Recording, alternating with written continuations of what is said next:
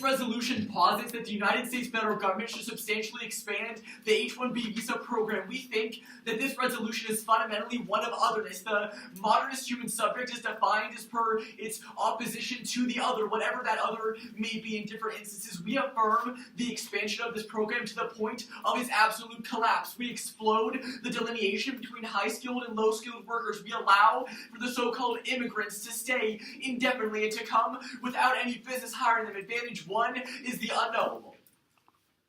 The status quo H-1B program is based on a method of being open to otherness that is inherently cold and calculated, only understanding otherness as a tool to be utilized in certain instances. We attempt to securitize ourselves and our country against the threat of the unknown. We will isolate two impacts to this mindset. One, first is resentment. Chaos is an inevitable aspect of human existence. It's something that is inherent to the human condition in the world writ large and cannot be resolved. The nature of entropy ensures that everything will at some point become a random mess, but this means that the status quo's HIB attempt to claw for order, i.e. a world separate than the one we have right now, is reflective of the Enlightenment philosophers' call that my world is not of this world, which is a clawing for a fantasy that will never fully be achieved. This is a rule that inevitably fails. It makes us live life and imagining the glass one half empty in the world where we understand the status quo as always being insufficient for something that's worthy to be valued, which causes us to defer value creation to an unattainable future, i.e. a future in which every other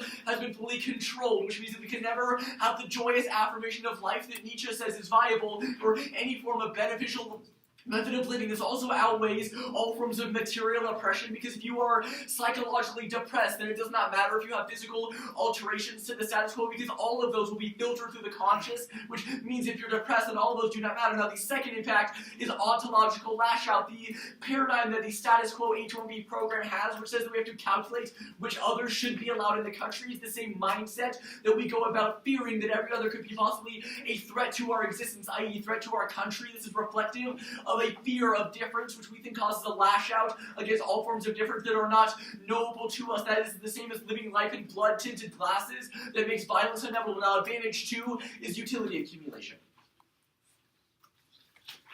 Bataille argues that the drive to make everything useful and productive leads to a fragmentary existence. This desire for governing utility from it, garnering from utility from everything that we think or say, is a ploy to make us useful. This mindset is the foundation of the H-1B program and causes two impacts. First is bad ethical engagement. Zizek indicates that this mindset of utility causes us to relate to every other person that we engage with in a way that only sees them as valuable if we can get something out of them, i.e. have some form of use value from their existence. This renders the world a standing reserve for our exploitation, which is a problematic way of understanding different subjectivities. It causes two problems with the understanding of standing reserve. Subpoint A is the destruction of things like the environment around us, because it causes us to destroy and exploit everything we see for its possible use, which causes massive suffering for especially minority groups, because they are living in places where the decisions of the majority end up hurting them more. Secondarily, this mindset causes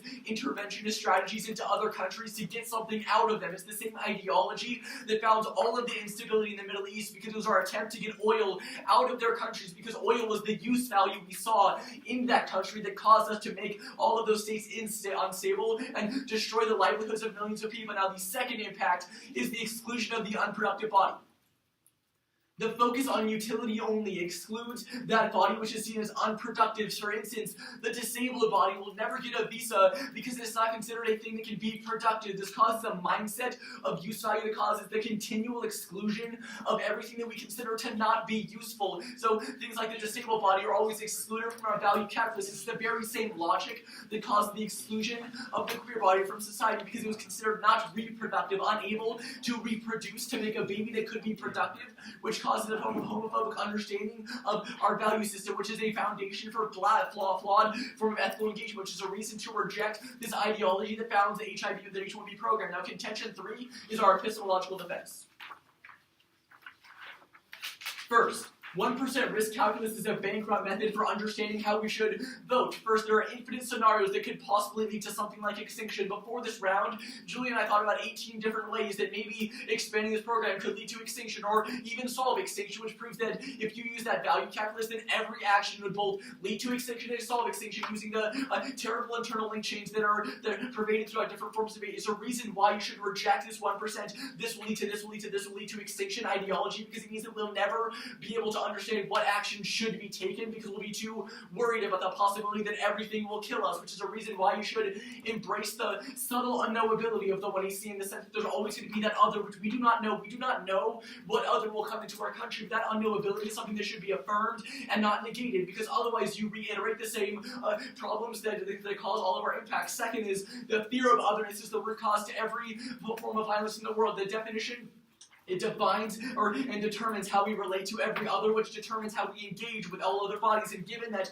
everything, both on a macro-political and a micro-political level, is determined by how we understand other bodies, because everything is a matter of subjectivities relating to each other, only altering how we understand others can resolve that. Yeah.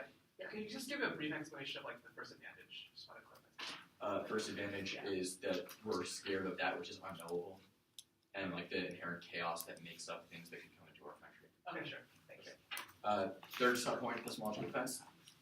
Our use of the resolution is as a rhetorical artifact does not mean that we affirm all the past atrocities of this state. It means rather that it does not even mean that it is a locus point for activism. Rather, it's a good locus point for discussion of others and determining how we relate to these things. We think that this discussion should come prior to the physical implementation because it determines the micro-political acts around us that will end up spilling up to the macro-political. We're not saying that the macro-political is pointless, but rather we should focus on the individual and ethical self first because it predetermines and preconfigures how both we engage with the world and how the world will function on a more broad scale later in life.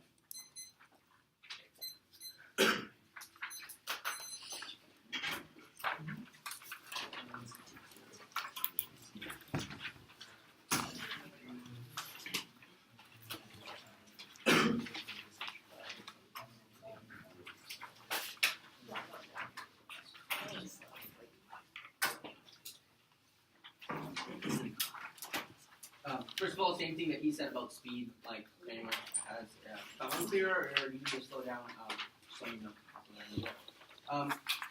So the order is going to be 1, 2, 3, 3 off, and then sort of we'll break up things that'll go with those 3 offs. And then 4th off. So should we flow the framework on to it's not too long, you don't have to. It's something that relates to the first 3 off together. So well, because I need to. Yeah. I'm gonna do 5 pieces of paper. Sure, that's good. Cool. Okay, ready? I got one.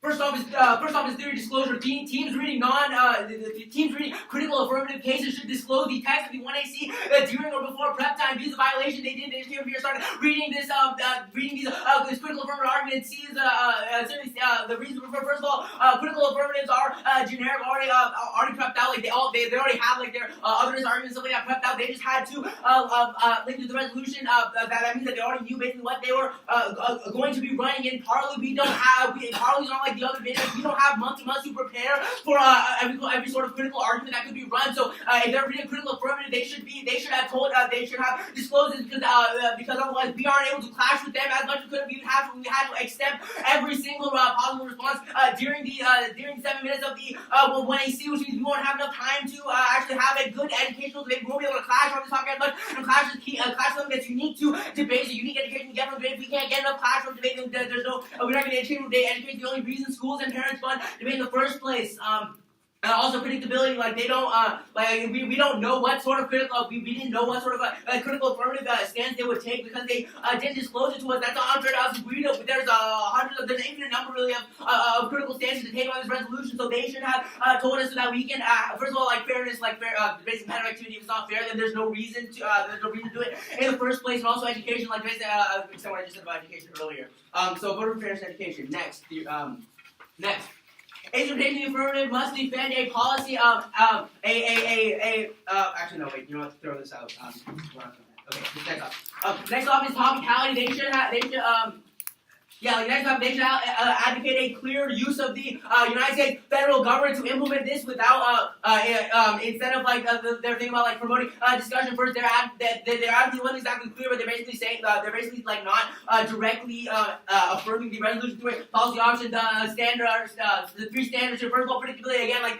If they don't go with what the resolution says, then we don't know what they're going to run. We can't have an educational or a fair debate. Except what I said earlier about first education. Next. Is strategy skew? We have arguments prepped out against a policy affirmative. Most teams at this tournament probably have theirs.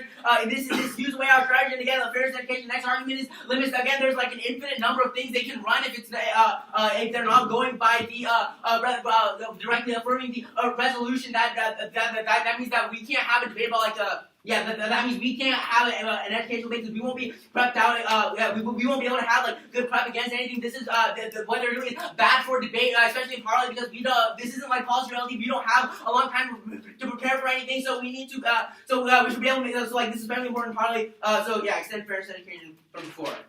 Next is framework the role of the balance competing interpretation. You vote for the with who you think has the best interpretation for what debate should look like. Reasonability is bad. It causes intervention. Also, don't give them RVIs. Our theory arguments are no risk arguments for us because first of all, they're already being pre-abused. Second, we have to know about we also have to know about what we should be and shouldn't be debating before we can actually have the debate. Also, RVIs discourage people from reading arguments against abusive theory. It encourages abusive theory arguments like that. So as a judge, you're determining what can and can't happen in debate in the future. I remember going for us. Next on is the critique anti-blackness. We begin by with our conception of modernity, the creation of America as a state required the belief that blacks are non-human. The West and whiteness is formed in opposition to and mutually constituted by relations to the other. Focus on theory and reevaluation, which shifts us away from activism and downplaying the realities of racism. Their refusal to engage in the suffering of blackness is substantially means that that anti-blackness can always occur. The impact is the social death of the black body, which fundamentally is a white supremacist project. White supremacy also links specifically what they're advocating. Actually, we got to that in the case. It's worse than even death because even death indeed imposes some semblance of humanity, which blackness doesn't have access to. Second, the impact is structural violence. Explicit coalition. White supremacists will always use. Go back to the links. Next link. One more link. They're using the state. They're using the state. I'll get to they made an argument about how they're not really using it, but they're still affirming. They're still using the United States federal government. Yeah. Okay, so on framework you said we need to use the state. In this case you said we should never use the state. Which one is it? So I'm not. I'm reading this K because you read something that is using the state, right? So I'm reading this K against what you were doing in the first speech. I wouldn't have had to read this if you didn't do what you did in the first speech. Anyways, moving on.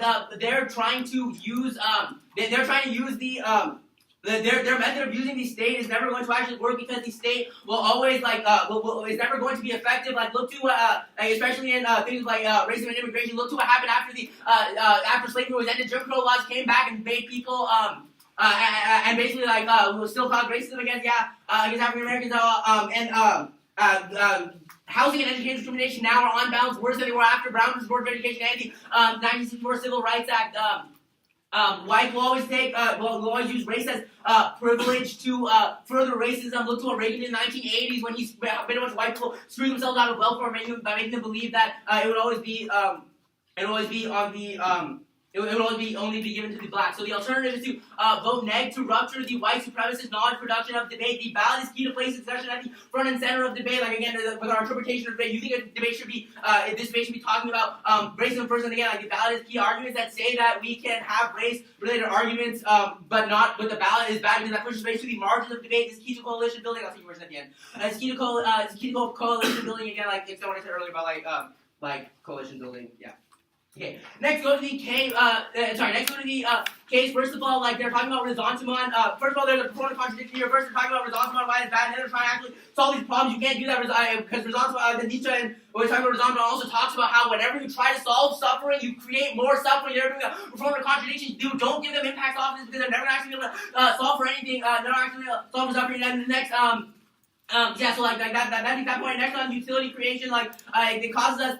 They talk about how the state lets us how we'll be able to relate to the other. Once again, the state doesn't do that. The state is always going to be a white supremacist state. Look what I said earlier in the K about racism, how the United States is fundamentally white supremacist. Fundamentally white supremacist thing, and then next go to their epistemology thing about extinction. Fine, we're not making extinction effects. That's fine. And then also they're saying they don't affirm they're saying to use the resolution to start discussion. They're still advocating for the resolution to be passed. Therefore, they're still advocating for the United Federal government to do something. All going to be case.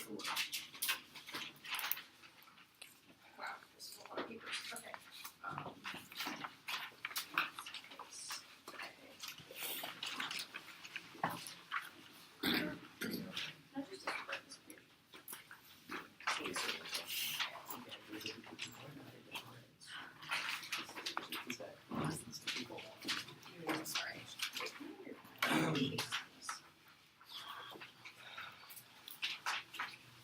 We're just gonna be our case,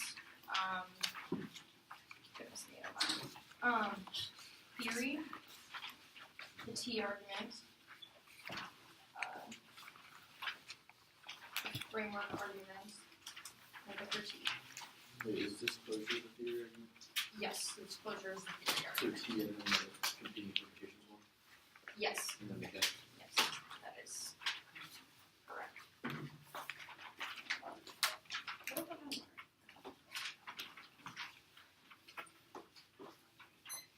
Sorry, is it in K before or after the theory? D.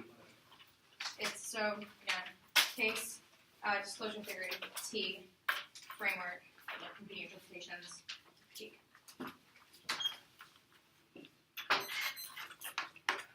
Everybody good? They've conceded that the thesis of the 1AC was that this resolution is fundamentally a question of otherness, whether or not we should let the immigrant other into our country, and what the qualifications for those immigrants entering into our country should be. Our argument is that we should open the borders to all immigrants coming to the country to stop delineating between high-skilled and low-skilled workers, because there are multiple impacts to this that were not answered in the last negative speech. Is the reason why we should accept all, or maybe specifically rhetorically with intimate, because it creates a better form of ethics. The first advantage, which is the unknowable. The ethic of the H-1B program is a coldly calculated version of who we want to come in our country and who we don't want to be in our country. This is problematic for multiple impacts. First is presentiment, which was not answered sufficiently in the last speech. The nature of entropy determines that everything is inevitably in chaos in the world, but when we attempt to securitize it through only letting certain people in and only trying to stabilize the United States as one entity, we inevitably come to the realization that we can never fully do that. Nothing can ever be fully predictable, which means that we begin to hate ourselves for being impotent, and therefore we can never psychologically enjoy any change because we don't think it's good enough. This outweighs all their material impacts, because if we are constantly depressed, we can never enjoy any actual material changes that are good.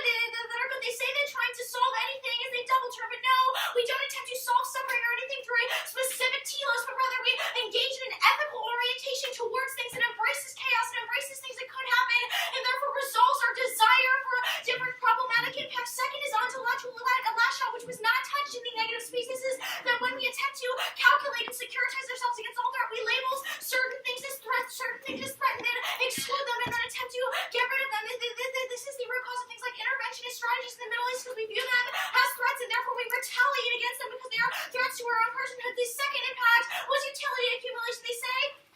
They say the state is always white supremacist, but this is not answer to talk about. We are not defending the state in this notion. We talk about the way the state, the way the state uses the H-1B program is to accumulate utility. People are only allowed to come here and work for 3 years, and then they have to apply for the visa again, and they can work for 3 more years, then they have to leave. Work here, get out, leave. We don't need you anymore. That is a huge, terrible ethical violation versus bad ethics, because if we only relate to others in a way in which we're trying to get something from them, then it destroys the empathy, and we have no connections with others, and we never attempt to develop an empathetic connection. That leads to oppression, because we view things such as just as tools to get us or the impacts that we want. The second is the exclusion of the unprotected body, which is the root cause of why the disabled body is not allowed or not included in specific workspaces, because they don't have the ability to perform certain amounts of work. For example, with the H-1B program, they only allow people who have a bachelor's degree in college. A lot of people who have mental illness cannot achieve this kind of feat, which means that they will be inevitably excluded from the immigration process. The second, they also conceded the epistemological defense contention that the fear of otherness is a request for all violence, because it determines how we engage with other bodies.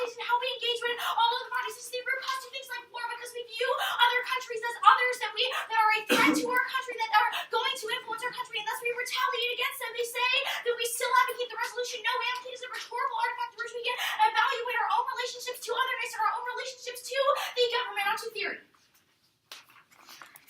They say disclosure, but first they never asked us to disclose. Second of all, we couldn't find them. We have no idea who they are. We never knew which building to go to get them. This is an impossible threshold to hold, considering nobody knows who we are and we don't know who they are. They say that this is a generic and is already cracked. No, we actually thought this out specifically in relation to the resolution. We think that the fact that immigration is such a huge issue and the fact that people are skilled and not skilled is a huge relation of otherness. This was a unique way to approach this topic. They say predictability, but we in fact turn this notion of predictability. We should not attempt to define and staticize everything in our lives because it leads to a form of realizing our own impotence. This was the result of an impact from the other flow onto topicality.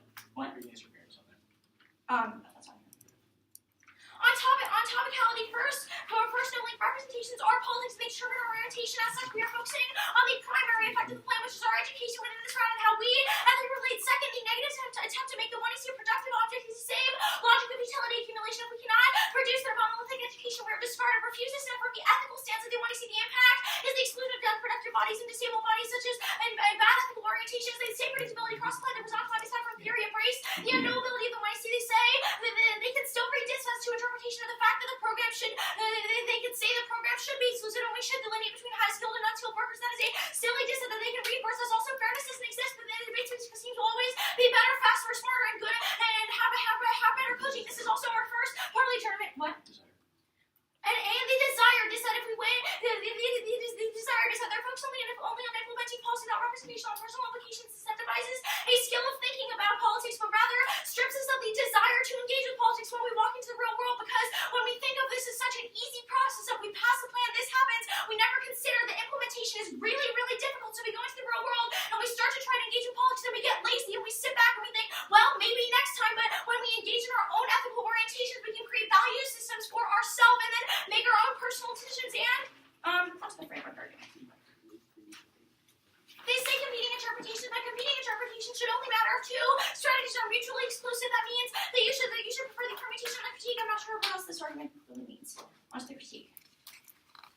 At the top of this flow, there's a huge motor that's going to cost them the round. They have made a performative contradiction. The topicality arc says that we must defend a government plan monolithically. In this case, says that it's unethical to ever defend the state. This is a voting issue because it makes the affirmative job impossible within the round. We cannot read our best answers to whether their arguments or develop good political strategies within this round or develop good ethical orientations because we are stuck defending two things and defending against two different worlds. And that means that we can never have ethical engagements onto the key problem.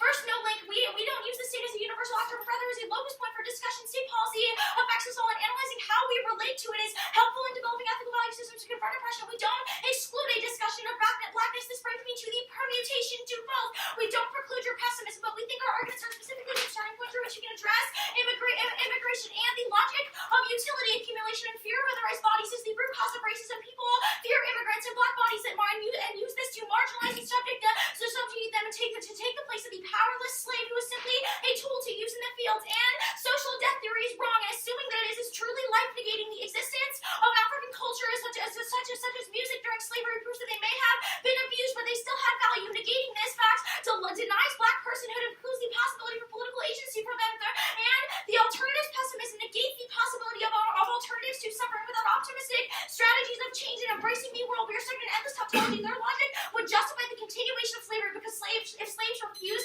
hope for the future, then they would refuse any political change.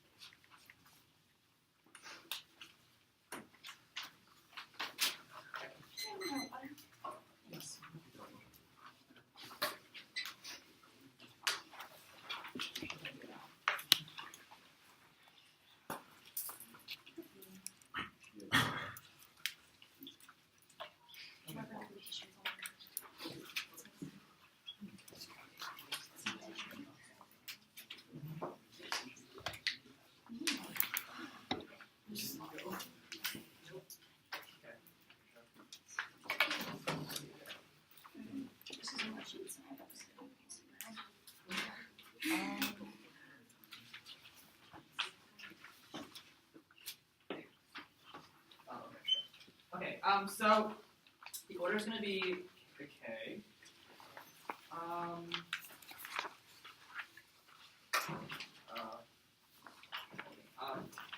T, then disclosure, then T, and then.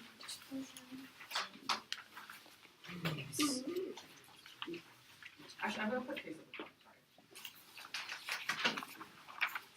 Sorry. Case for disclosure too. Cool. Everyone good?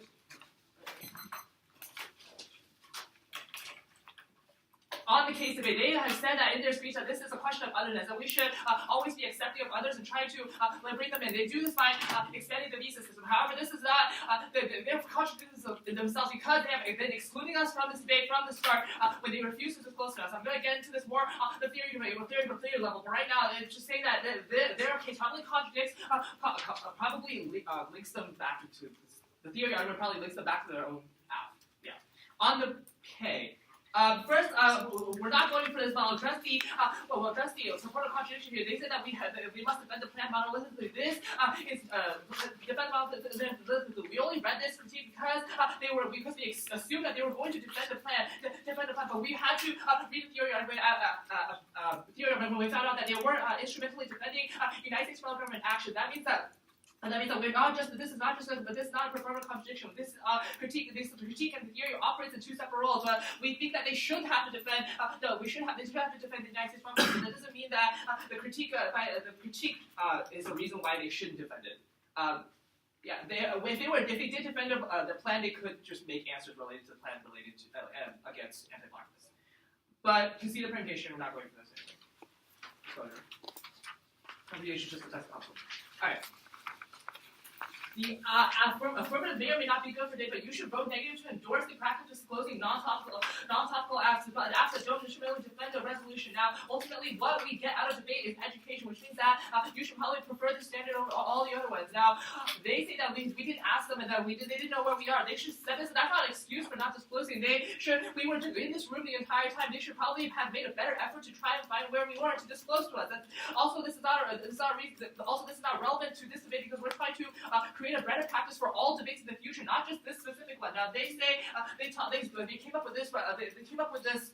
Affirmative specific to the resolution. That's good and that's great, but that doesn't change the fact that most of the critical arguments they've made are not necessarily specific to the resolution, but rather are arguments that they could have prepped in advance. Now, this is bad because Parley is not supposed to be the reason why Parley only had 20 minutes of prep is because we're supposed to prep out arguments in those 20 minutes. It's not to bring up new arguments that come from outside of the prep that we already get, which means that they should have at least disclosed they're trying to disclose the two advantages that they had. Now they say that they have impact on predictability. That's even if it's true that they impact predictability in the IR like securitization says there's no reason why our specific form of predictability in relation to debate is bad because predictability in debate is specifically necessary to allow for clash. So they have conceded the impact of clash, which is the education. We are not able to engage them on their own path. That's a reason why they can't ever produce good education because we never have discussions about about methods or how our orientations for our life. We came into this debate not knowing a single thing about what they were going to run. Now this is also a reason why the resolution is the necessary check against this because the resolution specifically provides us with a stasis point for discussion. This is for discussion. At least we can develop arguments specifically against. We fear that they could develop arguments specifically against the resolution. Now, and also the resolution. Also, the impact of clash is education. When we don't they set themselves that we should have discussions about these kinds of things so that we can get the best education out of it. We can't have discussions if we don't have anything to say. All right, stop going. They say that we should just the only thing we should care about is how the representations lead to education. Right? We can extend our interpretation. We should have to advocate for the clear usage of the United States federal government. Now they come here and they advocate for this ludicrous plan of expanding the H-1B visa all the way until it collapses or something. I'm not really sure what the affirmative even does. So that doesn't mean that they meet or that their representations are actually lead to education. Now they say that we're trying to make the app a productive object. That's not necessarily true. They could definitely make the app not a productive object. I'm not really sure. Also, they haven't given us a definition of a productive object. So So the app could both affirm the resolution and not be a productive object at the same time. They could still read those advantages. They say we can read disads to their. They say that we can read disads to their arguments. We haven't made a ground argument, but also even if it's true that we could read disads, that's not relevant. That's not relevant because it's still not we still come into this debate not knowing what the hell is going on. They say fairness is bad because of fairness is bad because of lack of resources and stuff. That doesn't mean that we should. There's a difference between fairness outside the round and fairness within the round. We should always try to attain to better fairness within the round because it's because it creates equal playing field for both teams. Just because unfairness is inevitable doesn't mean that we shouldn't strive to make debate a fair space. It also means that they're excluding people from the debate space because they fundamentally make this debate unfair by first of all not disclosing, second of all not reading a topical app. Now, fairness is also a key internal link to education because we don't get exclusion is also a clear internal link to in education because the fact that the only reason schools fund debate is so we can get education out of it. But the fact is that even if we can't even get your sort of the critical education out of this round, if we have nothing to say against it, they say it strips your interpretation is good because it strips us of the desire to always try to make utility out of things. I don't really understand what this argument is, but the point is that even if all your arguments might be useful, might be productive, or not productive, might be good approach considerations or whatever, but that doesn't mean that it's you should be allowed to just run those arguments and not tell us. Your experts. Yeah. Also, that you should prefer theory over the evaluation of the case. Because the theory sets the precedent for how we debate and what we debate about, how we debate and what we debate about, which is that we should always try to strive to make better debate practices. This extends to outside of the round, not just within this round. All right. Really quickly on the case. They say that their app is able to solve things like embracing chaos and all that. Embracing chaos is probably not unique, and not unique because they're not going to be able to solve this because you're not going to be able to force people to just embrace chaos. Expanding this doesn't actually do anything. Also, they don't have the spillover argument, which means that there's always going to be restrictions placed on immigration. People are just going to concede to this.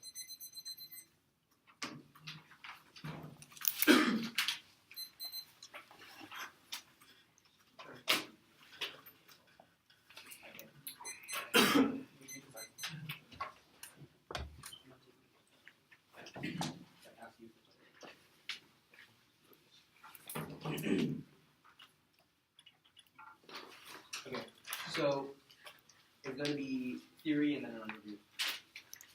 Where should we flow the underview? Where you can flow it under theory or Okay, the theory being the disclosure page. Huh? The disclosure page? both theory and disclosure.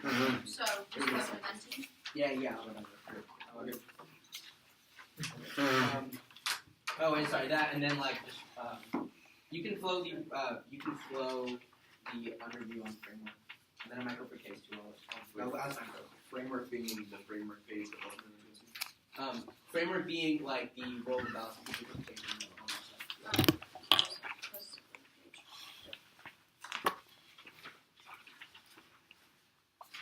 Everyone ready? Okay. Starting time. All right, so first on disclosure, extend what Larry said, how you're even though even if you believe what they said about how it's impossible to stand for them to come and try and talk to us before the round about what they were going to read, extend what Larry said about how this is an endorsement of the practice of disclosure of critical affirmatives in parliamentary debate. Look, Parley is very Parley is very new to the world of reading critical affirmatives and critical cases in general, right? But we need to set the good practices for parliamentary debate right now at the beginning of people starting to read critical labs. This is the first major Parley tournament where people are actually reading critical affirmatives at least on the West Coast, and we need to and because this is a critical time to start creating the norms and fundamentals what Parley should look like in the future as it continues. We're saying that we can't be educational if we don't if we're having teams that are already reading prepped out chaos. So even if you believe that in this round it was impossible for them to come and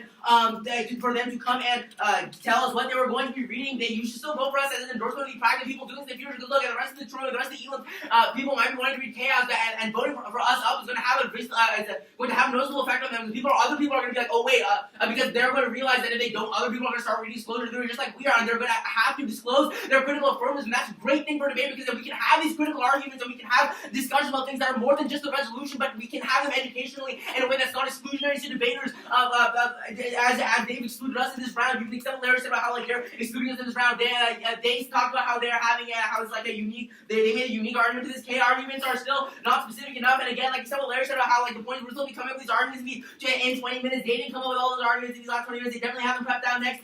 They talked about how like we shouldn't be able to define.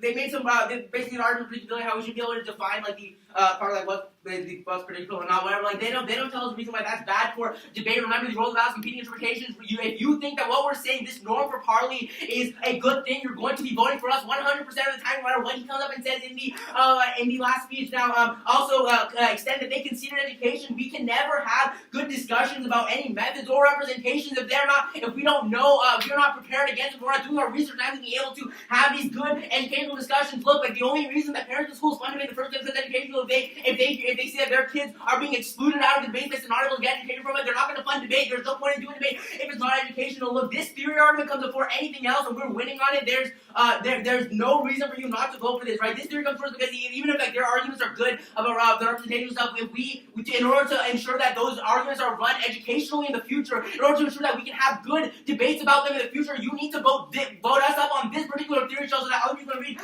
because other people can read educational apps in the future as well. And so we can have educational debates, because really the reason we're here is for education. That's why parents and schools fund debate in the first place. Next, go to topicality. Okay, so there are a lot of arguments here. First of all, you can center interpretation.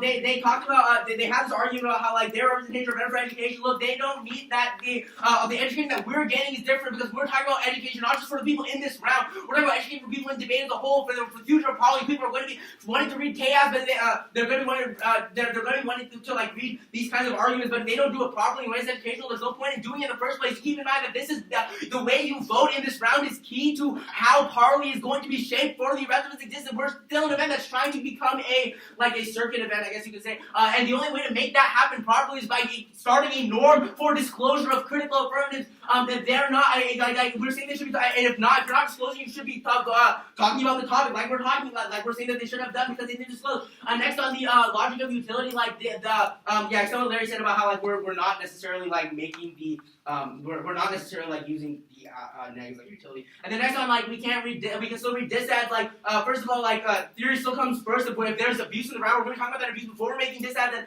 And like we still made like a ground argument. Next on fairness doesn't exist. There's a difference between their fairness and our fairness. We're talking about fairness for the rest of Parley in general. Like there's no point in And then extend everything else, how we control the internal, how like they're excluding us. I already said that. I mean, extend how we control the internal link to education. Look, okay. Basically, at this point, you're going to be voting for us because of the two theory arguments that we have in this round that are setting norms for the future of parliamentary debate. That's uniquely important for both this round and for like our team, because we need to make sure that in the future there isn't any exclusion, that they aren't excluding people, and no one else in Parley is excluding people from being able to read like these kinds of arguments. You're going to be voting on theory first. We've given you plenty of reasons that you need to know like what happened in debate. Like you need to know what you should be debating before you have the debate. Vote for us for education and fairness and like to set norms. Okay, I'm gonna go on the case page, and then the Wilderson critique, and then the disclosure arguments, and then the topicality.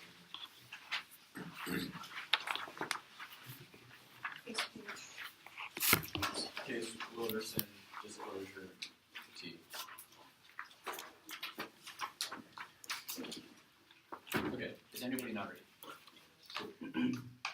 The world is inherently chaos, and the H-1B is an attempt to rein in that chaos and make every bit of chaos a predictable and useful tool for some form of end goal. The entire point of our 1EC is to run counter to this ideology that we should have everything that's unknowable be a tool that we can utilize for some further end goal. They've conceived the thesis of the results about impact. It indicates the attempt to make everything predictable and easy to engage with the same logic that the H-1B uses. Is an ideology that constantly causes people to have life negation and depression because it means means that we will never be able to sufficiently make everything predictable because there will always be something unpredictable in the world. But when we try to make everything predictable, that means that we can never value the unpredictability of the status quo, so we negate what we have right now, and we're always living life glass half empty, which makes us continually depressed, also causes us to lash out against every being that we consider to be unpredictable. It also means that we exclude the non-productive body, i.e. the disabled body that's not being productive in any proper sense of the word, so that will always be excluded only by voting app